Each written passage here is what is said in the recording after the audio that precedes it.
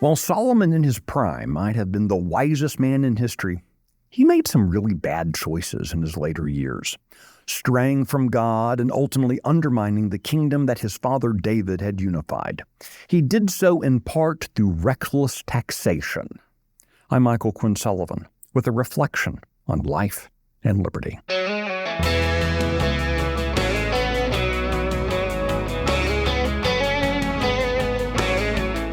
Later in his life, King Solomon wasn't so wise. That's clear in what he apparently taught, or maybe it's more fair to say what he failed to teach, his son and successor Rehoboam.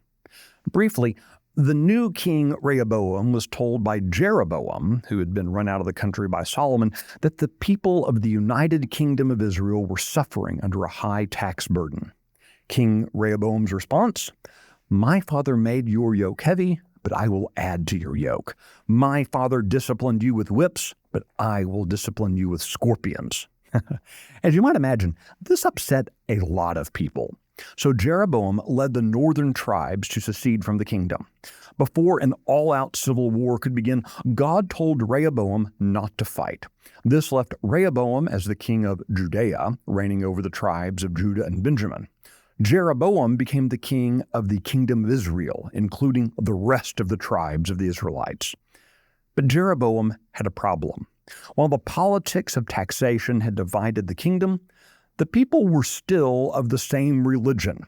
They worshiped God at the temple in Jerusalem.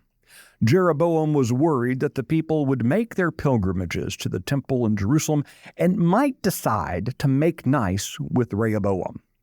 He didn't want to risk his newfound political power being undermined by religion.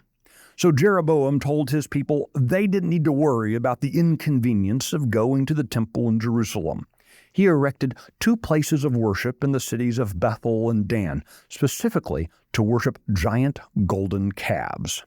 For the price of a tax cut, Jeroboam turned the people of God into idolatrous pagans, a short-term gain for eternal loss. He was more interested in preserving his newfound power than in building up the righteousness of his population.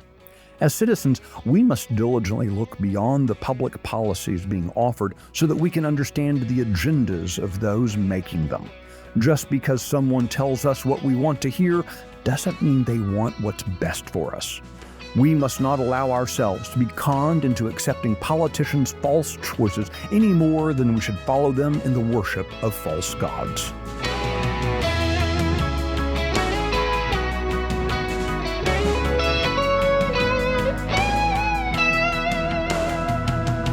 If you like today's podcast, be sure to subscribe, rate it, leave a review, and encourage your friends to listen. The Reflections podcast is presented by Texas Scorecard, and today's edition was produced by Nick Shepard in the 1836 studios. I'm Michael Quinn Sullivan. Thanks for listening.